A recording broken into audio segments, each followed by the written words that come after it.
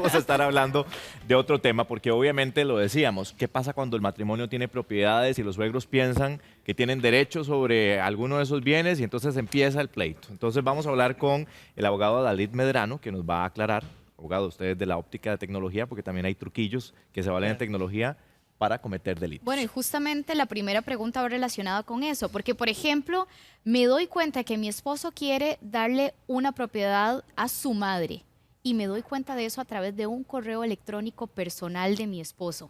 Ahí hay dos aristas, ¿verdad?, que podríamos abordar, así que ayúdenos por favor con este tema. Dos aristas muy importantes, y es que lo primero es que si usted se da cuenta por un correo personal, usted está violando la intimidad de su pareja, lo que es un delito, es el artículo 196 del Código Penal, que es la violación de comunicaciones y correspondencia.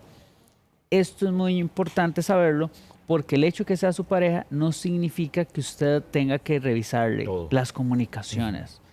Como persona individual tiene un derecho fundamental de la intimidad que usted debe respetarle. Y toda relación de pareja se debe basar en la confianza. Y yo creo que eso es parte de la institución del matrimonio, la confianza, la buena fe. Entonces, si usted tiene que estar verificando que su esposo, qué está haciendo, pues yo creo que ahí ya hay un problema de pareja que debe abordarse. Deben haber comunicaciones en total respeto.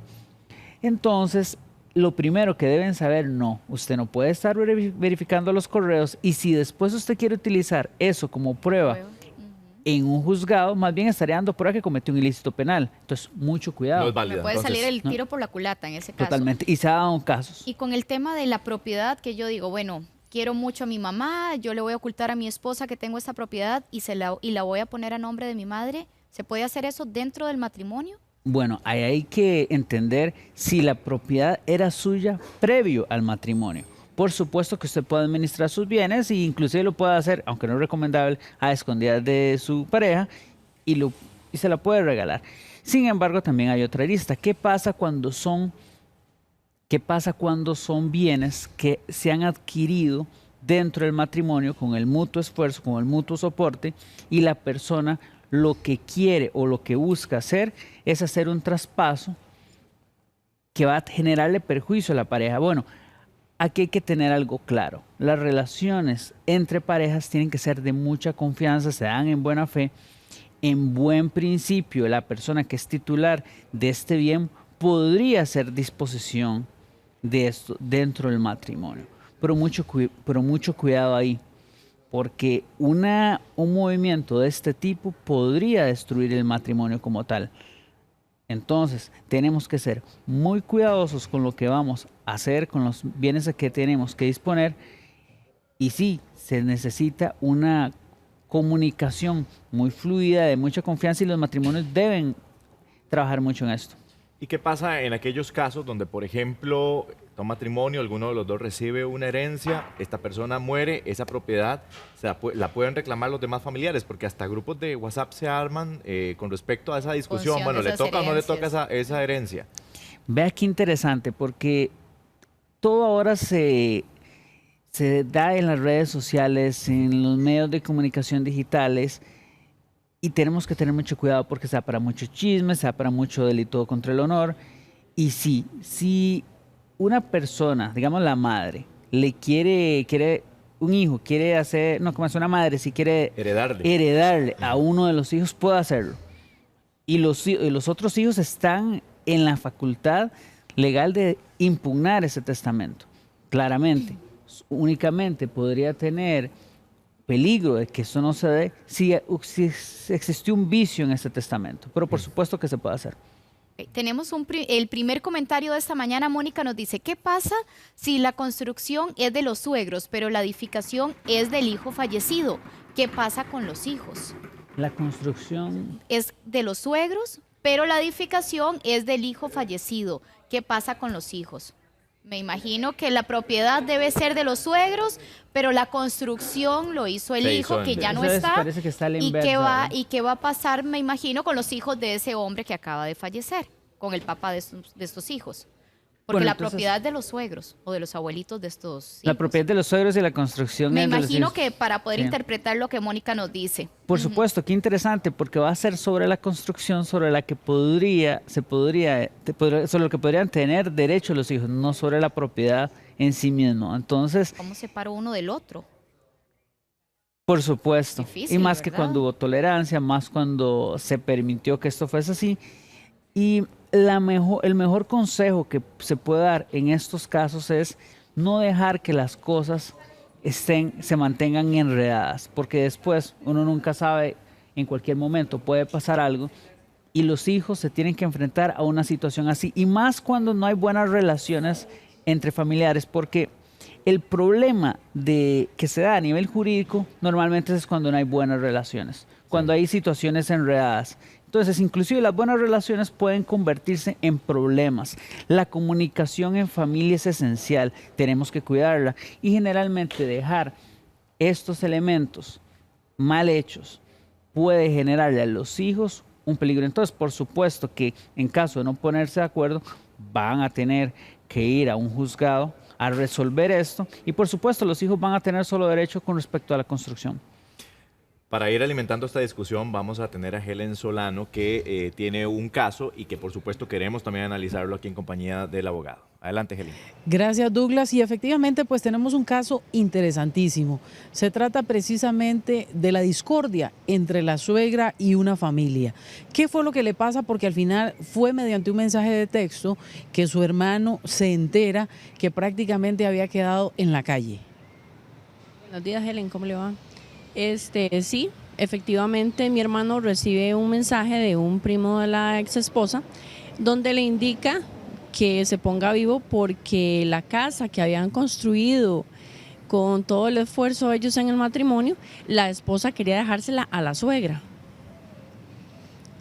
Fue terrible para él porque al final ella logra su cometido y le pasa toda la propiedad a la suegra, teniendo ella su casa propia y aún lo peor, era una propiedad que construyeron y que compraron durante el matrimonio.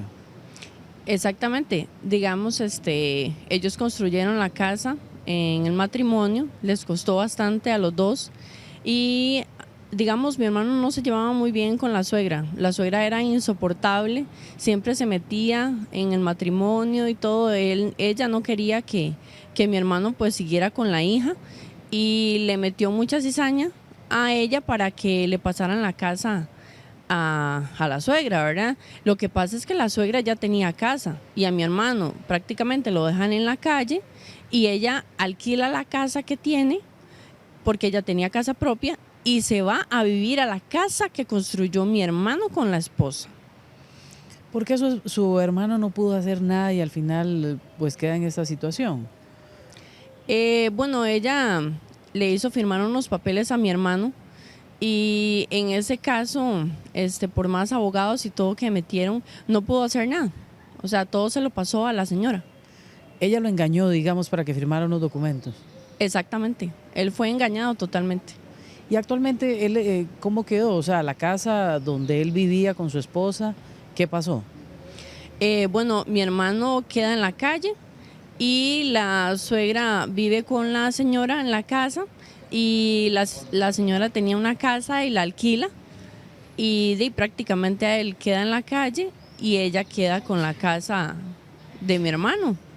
Perfecto, bueno, muchísimas gracias y compañeros, vamos a regresar nuevamente con este caso y una pregunta a Dalit bastante interesante es, bueno, Dalit, ¿por qué si al final él es engañado para firmar estos documentos, la casa la construyeron dentro del matrimonio, pues al final la pierde lastimosamente y termina en esta terrible condición? Esto es lo que llamamos los laberintos de estas relaciones complicadas. Pero Helen, vamos a tratar de ahondar, por supuesto, en este tema, a Dalit, porque entonces, ¿qué pasa con él? Él firma, lo hacen firmar, pierde la propiedad, lo dejan en la calle. ¿Qué se puede hacer? Bueno, primero, y creo que eso es un consejo para todos los que nos están viendo, hay que tener mucho cuidado en lo que estamos firmando. Siempre asesórese con un abogado.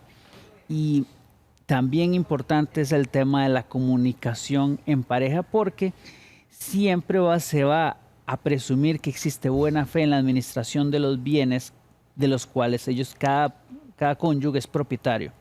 Entonces, si no existe una buena comunicación, si se pierde la buena fe, pues yo creo que es hora de ir pensando en tomar medidas legales para que precisamente no llegue a perder usted sus bienes. Ahora, pero es que hay parejas que sí, efectivamente se conocen, se casan, hay confianza, pero después eso se va diluyendo y pasan este tipo de cosas. ¿Qué debería hacer yo desde primera entrada con mi pareja para dejar las reglas claras y las cartas sobre la mesa en cuestión de propiedades?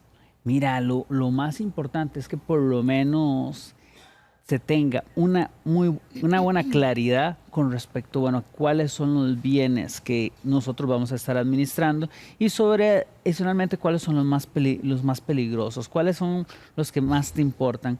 Entonces, usted ahí debe proteger esos bienes, por supuesto.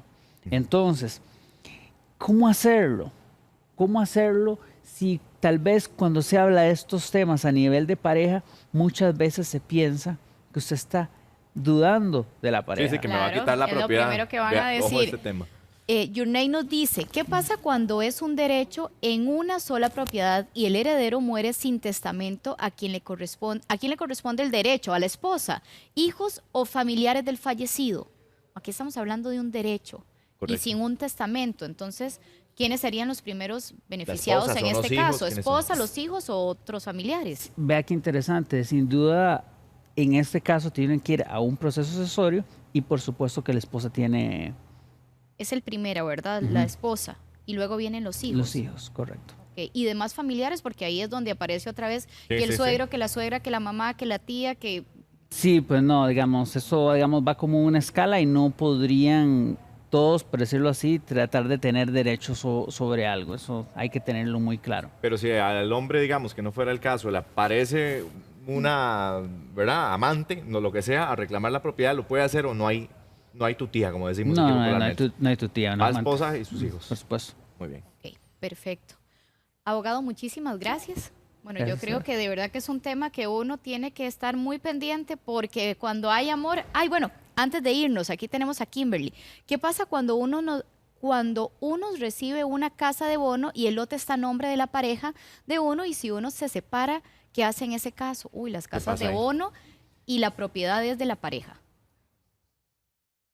Qué interesante, porque bueno, la casa de bono es prácticamente se adquiere a título gratuito. Entonces, es una donación que recibe la casa en este caso.